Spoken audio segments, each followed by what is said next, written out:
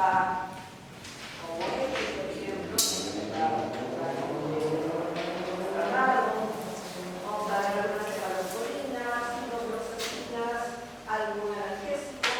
En algunos casos hay que realizar drenaje o aspiración de secreción. Este es otro tipo de otitis. Esta otitis es exematosa, como les decía, paciente que tiene dermatitis atópica, que tiene psoriasis. ¿Sí? Vamos a puede pasar esto. Y acá, mira, acá lo que tenemos es que hay un fluido y hay pincel. El dolor no es tan intenso, es un dolor menor, y son cuadros a repetición. Entonces, vamos a la descamación, vamos a ver cómo caja el oído, o así como se ve acá. Y el tratamiento casi siempre son los mejores tópicos y la enfermedad básica de la serie. Entonces, lo mandamos también al dermatólogo, porque cuando recibe esto, tenga una manifestación externa.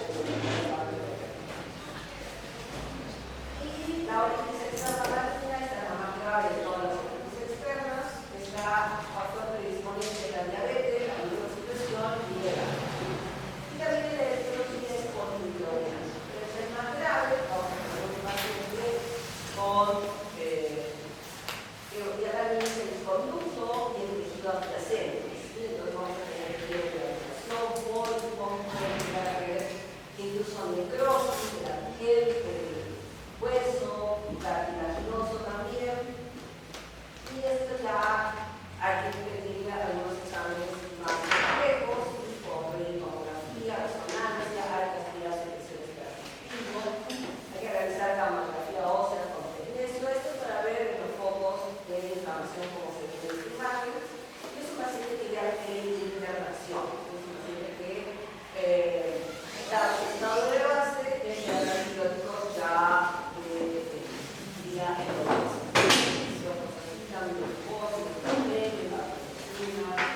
Son pacientes que ya tienen inflamación.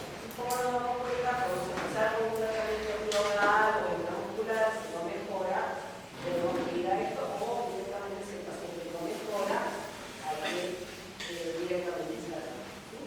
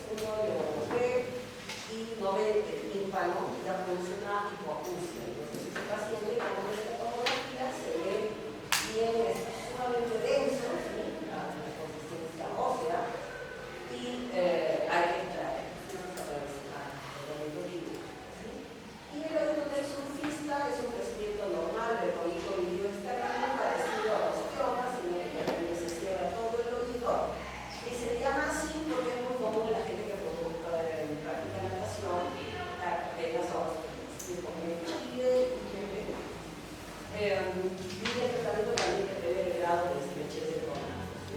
Si no es menor al 30% es conservador, ahora si tiene el 60 o 70% del fluido, vamos a tener que pasar el mismo. Y los tumores malignos del oído, si el carcinoma celular, el adenoma, van a tener todos los tumores de piel que hay, el cáncer también, o sarcoma y el colesterol del conjunto externo, que en realidad es benigno, pero es un modesto de comportamiento maligno. Porque hay que estudiarlo y hay que verlo y probablemente operarlo. ¿Ya? Muy bien, entonces esta es la primera parte.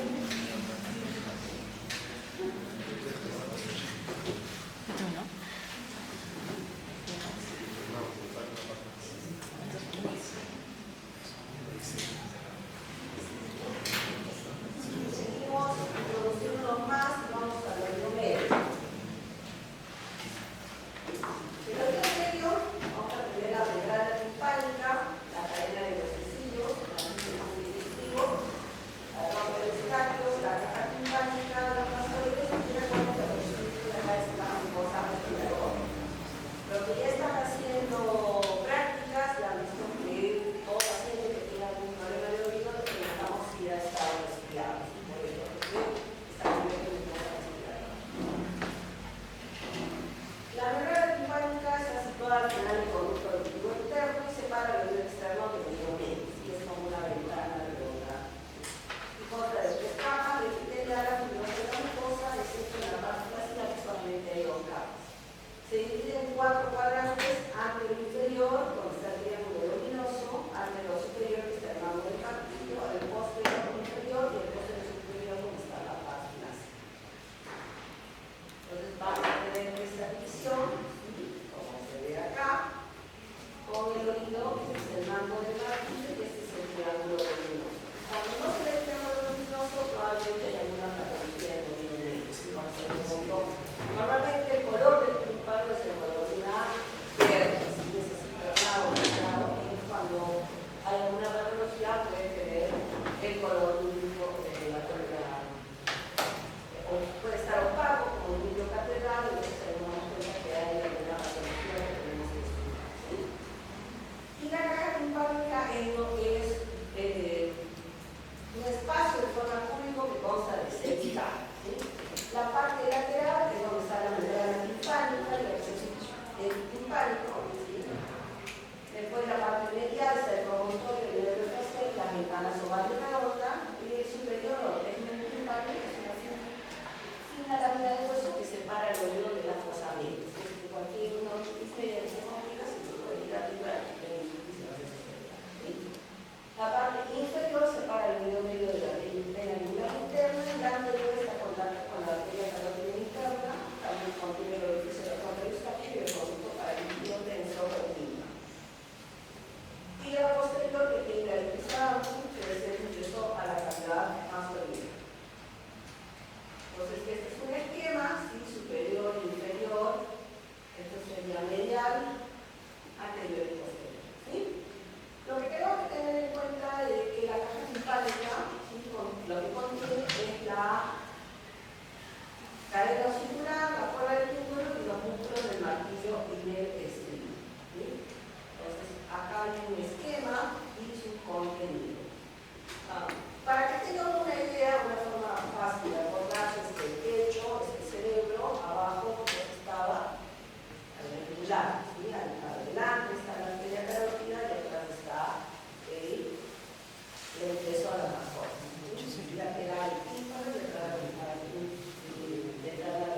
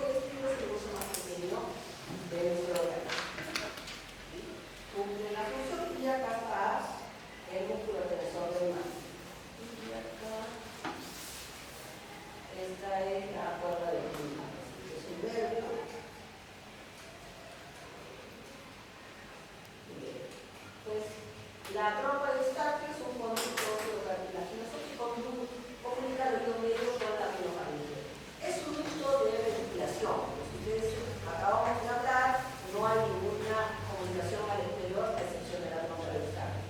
Y como va a miofaringe, cualquier inflamación de la miofaringe va a hacer que se nos puede inflamar la trompa de Eustaquio y por lo tanto el oído. ¿Sí? Es una de las razones que cuando tenemos un paciente que se queja del dolor de oído, una de las cosas que hacemos es revisar también los anasales y mirar a él. ¿Sí? Y en pausa. En los niños es más horizontal, los músculos vegetativos internos o elevador del pelo del paladar hacen que cuando nosotros bostezamos o abrimos la boca, se abre la trompa de Eustaquio y entra aire y se recambia el aire que es el dolor. ¿Ya? Esta es una imagen. Como es más horizontal, es más fácil que las infecciones asciendan hacia el oído de Entonces, y las células masónicas se comunican por el medio que comen algunos árboles, no se sabe muy bien su función. Algunos dicen que son posibles esponjosos como para liberar el peso del cráneo. Probablemente el alumno quizás se encuentre alguna otra función. Entonces, la fisiología del oído medio es la transmisión sonora. Vamos a hacer una. El sonido está en un medio gaseoso, ¿sí? Y lo que tiene que hacer el oído medio es transmitir ese sonido a un medio líquido que es el interno, ¿sí?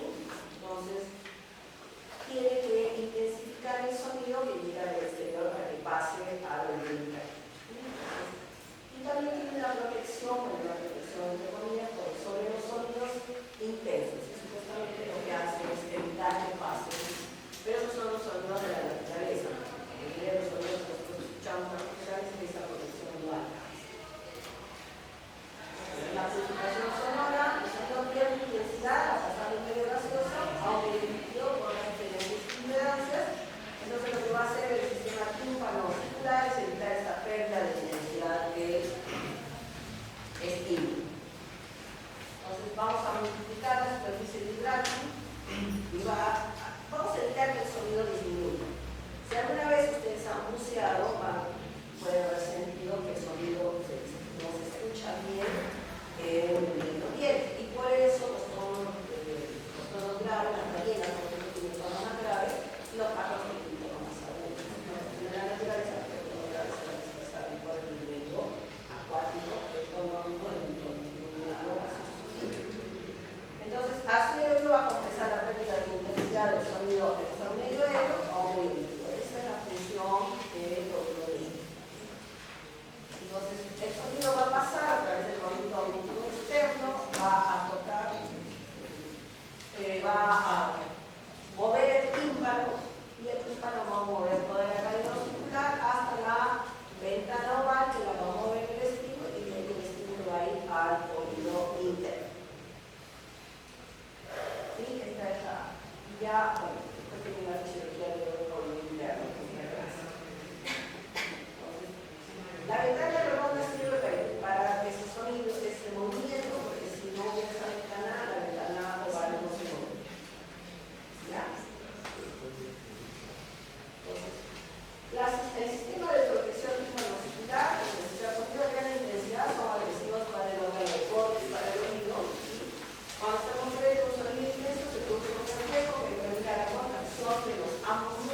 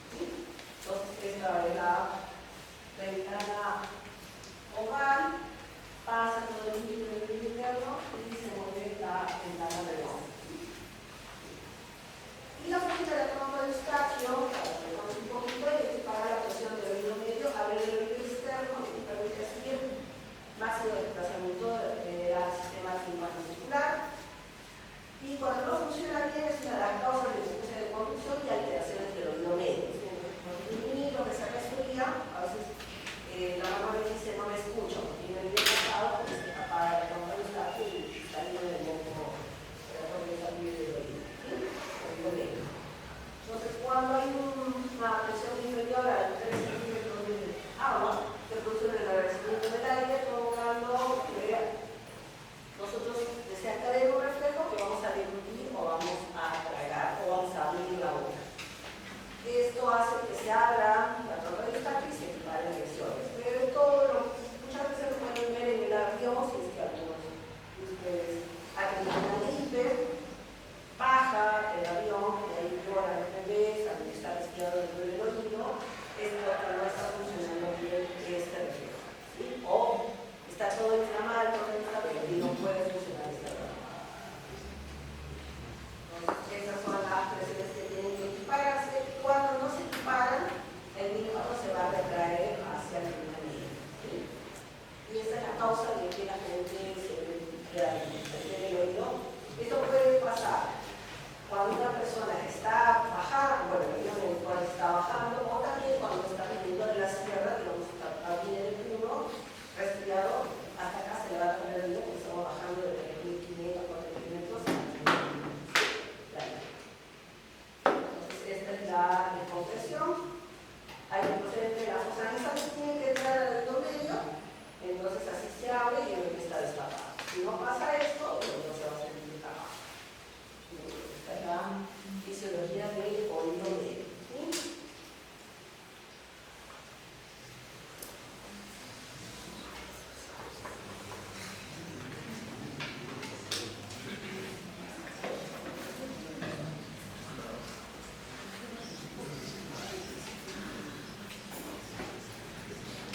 Lo que tiene que haber es la inflamación del músculo peroso de la cavidad del oído medio en una duración no mayor a un mes.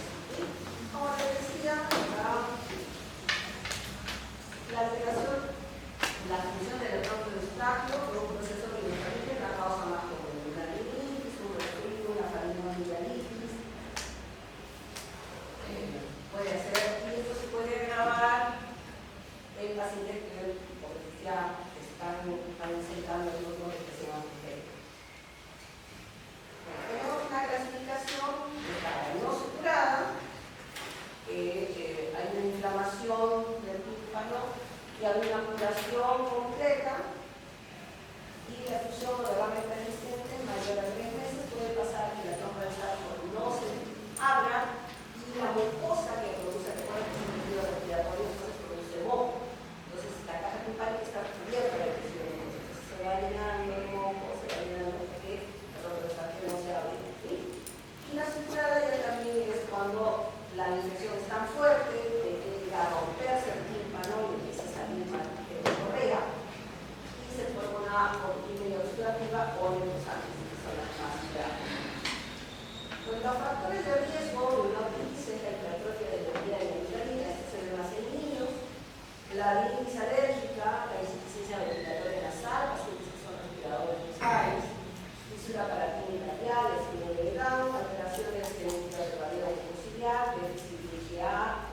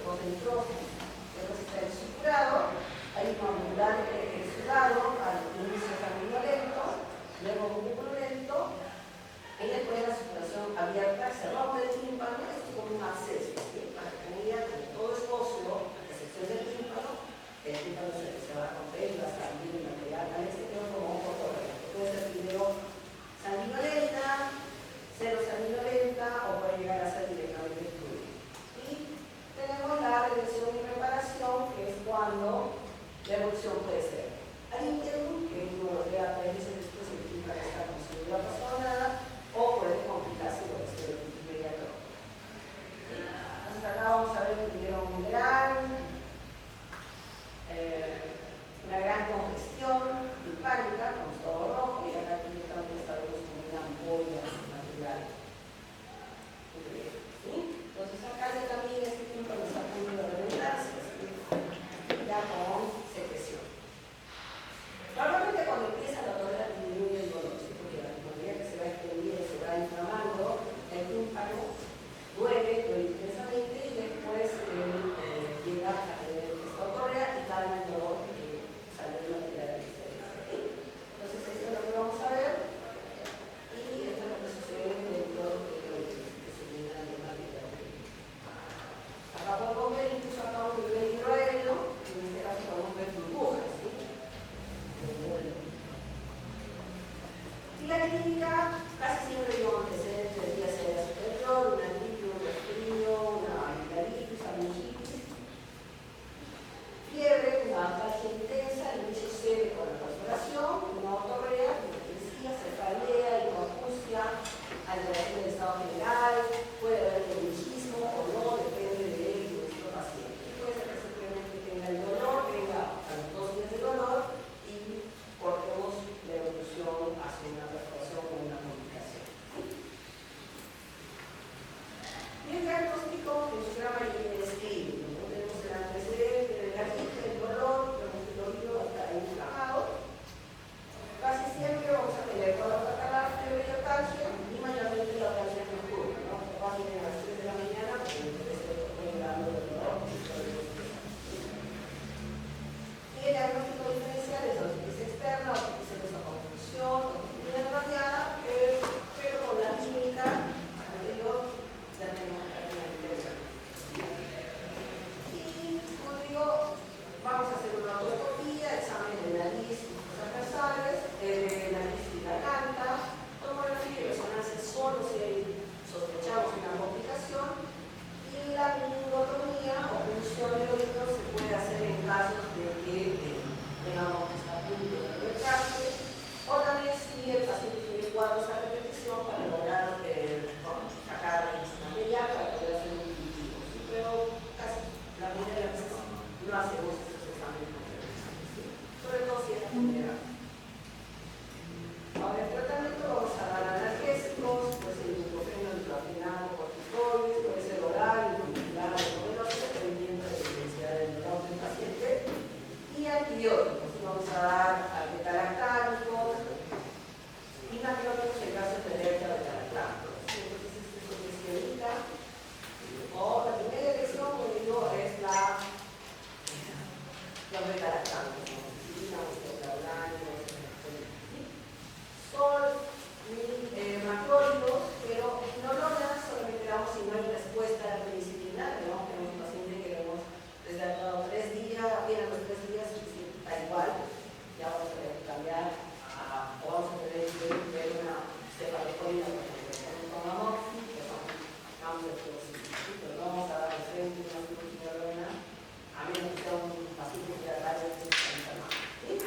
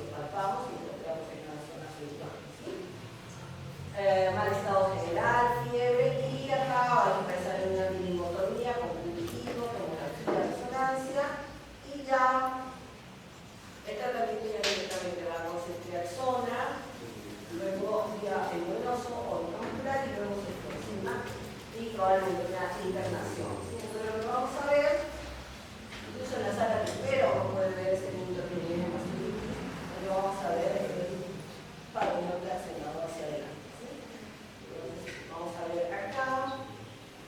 Recuerden que el aire negro en las tomografías y esta zona tiene que tener aire. ¿Sí? Este es el oído normal, acá está entre la cabeza del martillo y acá vemos todo la zona con material de densidad de partes blandas.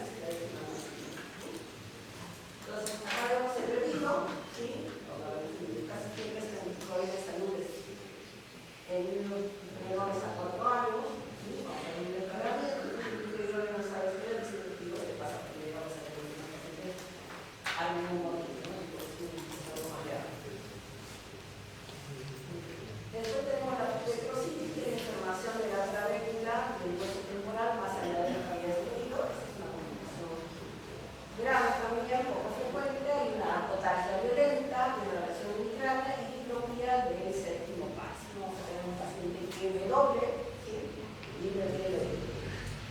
También se estudia como la resonancia, minimotonía y el tratamiento acá es directamente la internación. Podría llegar a tratamientos endovenosos, quizás mandado UCI. Y esta es la información de todo lo que podría al oído mitral. Pacientes que son más complicados. Después tenemos la parálisis facial, recuerdo, media externa y media puede haber parálisis facial. Porque si se acuerdan, la caja timpánica pasa al nervio facial también. ¿Sí? Entonces, si está muy inflamado, justo puede inflamarse también, lavar el nervio facial y generar una parálisis.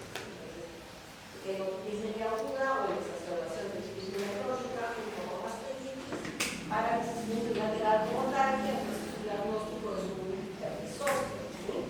Tenemos que ver si es solo esto. Y después vamos a hacer una tomografía con resonancia y descartar la parálisis de Bell, tratamiento antibiótico de corticoides y hay que ver si es necesario hacer una cirugía de descompresión de nervios. Cada vez es más raro por el tratamiento antibiótico y vamos a tener la parálisis facial. Pues la laringitis es una inflamación del oído interno, ya sea serosa o purulenta por invasión bacteriana. Si se acuerdan, estamos hablando de la ventana redonda diagonal del oído interno. Por ahí pueden pasar las bacterias hacia oídos internos. ¿Sí? Entonces vamos a tener rotalgia, crisis vertiginosa e incapacitante, el paciente se marea, se decía todo. Podemos tener hipoacusia, vamos a tener estudios, tomografía, y vamos a internar a nuestro paciente antibiótico sistémico, corticoides y probablemente más medicamentos. Y en estos casos son cada vez más raros también, pero el paciente tiene que estar en el sistema. Después tenemos las complicaciones intracraneanas, el acceso intradural, la meningitis, como se dice, seno lateral o senoideo, acceso tubular, encefalitis, acceso cerebral o cerebroso. Todo esto termina con trombosis, sinusoideo, meningitis, edema intradural, podemos tener fibrosis viral, abscesos intraparenquimatosos, y bueno, esos son los tratamientos que vienen, pero ya normalmente el paciente que tiene una complicación así ya lo vamos a mandar a UCI, bueno, que vamos a recibir el antibiótico para hacer funciones, para ver el tratamiento. Entonces, esas son las complicaciones y nos falta.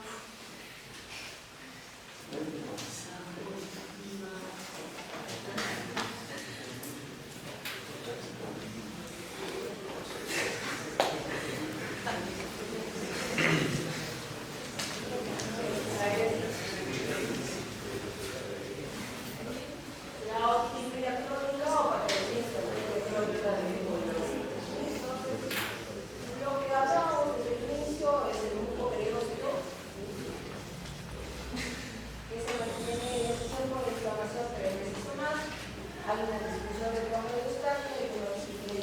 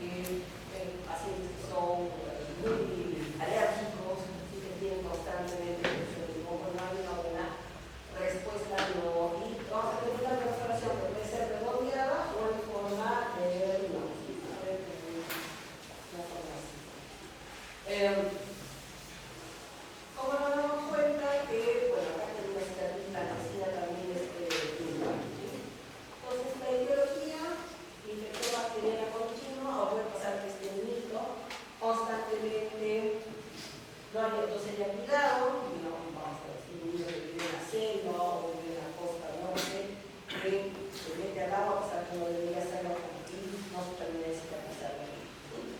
Entonces, o tiene constantes cuadros respiratorios. No se termina de curar, tal vez otra vez está enfermando y así de no tiene ninguna cantidad. Y bueno, la gérmenes puede ser neumococos, hemófilos, estreptococos, bacterias, estafilococos, pneumonia. Y entonces acá tenemos esto que es la flora bacteriana, la inmunidad y el ambiente.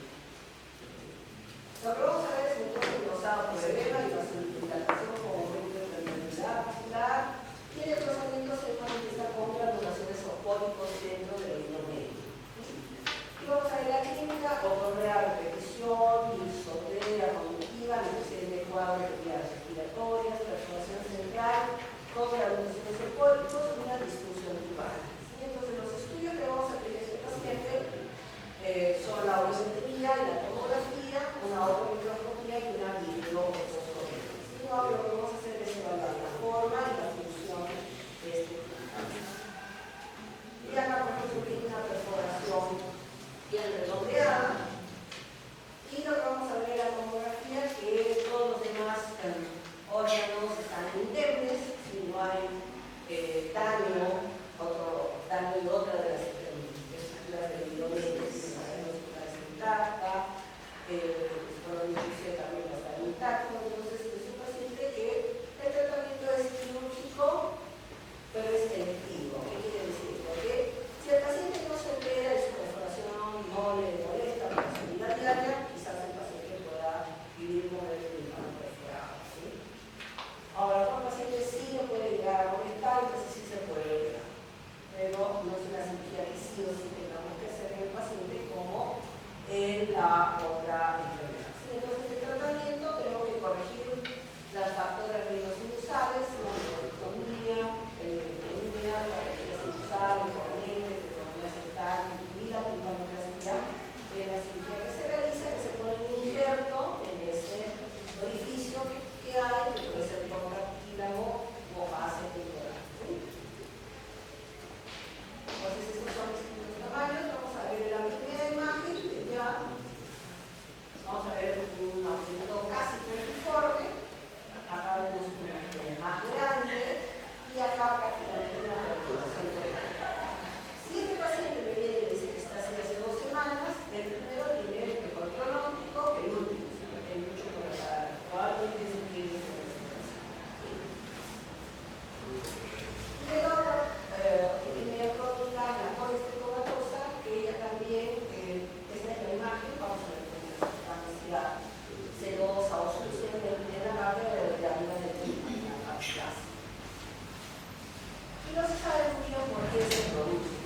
Puede ser secundario o neutralizante y tiene una etiología polimicrobiana. Algunos dicen que es una lucha de epitelios, de glucosa, de epitelios, vamos luchando y se produce el colesterol. ¿Sí? Otros dicen que es un bolsillo de retracción y otra metaplasia glucosa. No se sabe muy bien por qué una persona que tiene colesterol. Y la anatomía patológica también vamos a ver masa redondeada o blanco, nacarado lleno de masa fibril de grisácea y grisácea. Y parece que fuera como una cápsula llena de pedacitos de caspa, de cera, es un aspecto sucio. ¿Sí? Y la destrucción, lo que tiene el colesterol es que a pesar que es una tumoración, se comporta como un tumor maligno, a pesar que es algo benigno, por la zona en la que está. ¿Sí? Va a producir destrucción ósea,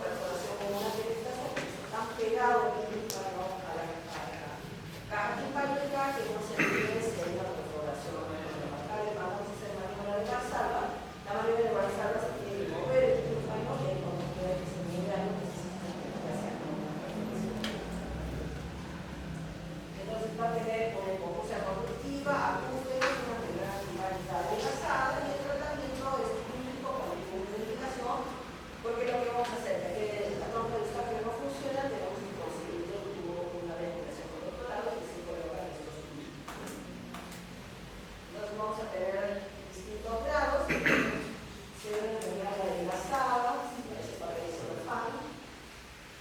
Y acá vemos cómo se ha pegado, acá está pegado al que se ve el mano de martillo, la unión del estribo con el yunque. ¿Sí? Esto normalmente está tan pegado que puede llegar a pensar que es una perforación.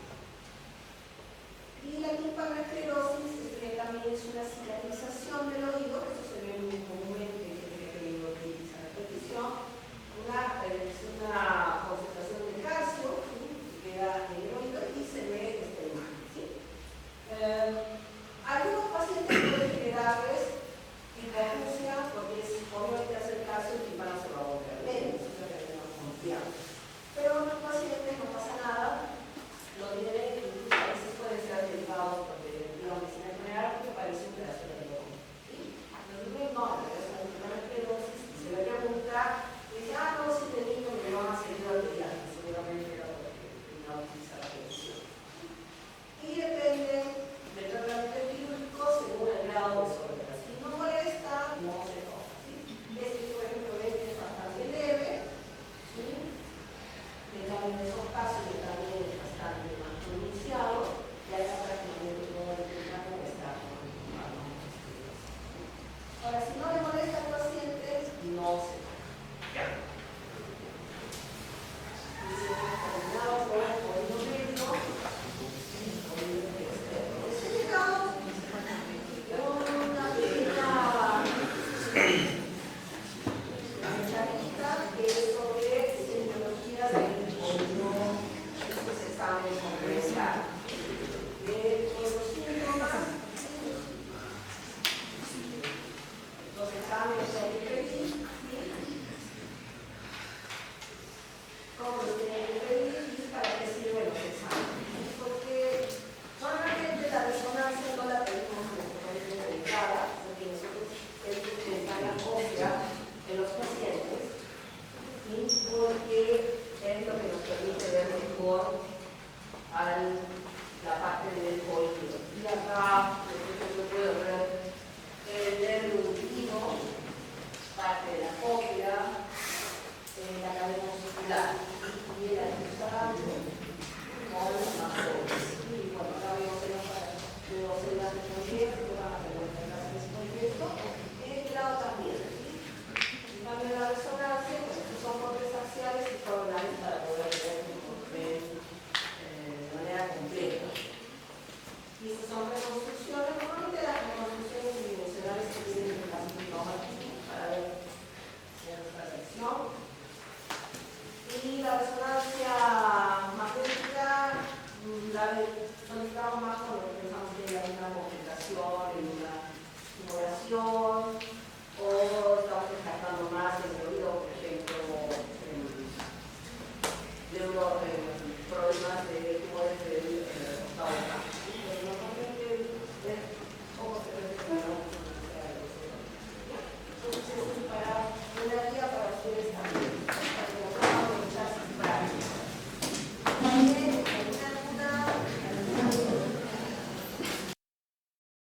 porque la vejiga, el músculo detrusor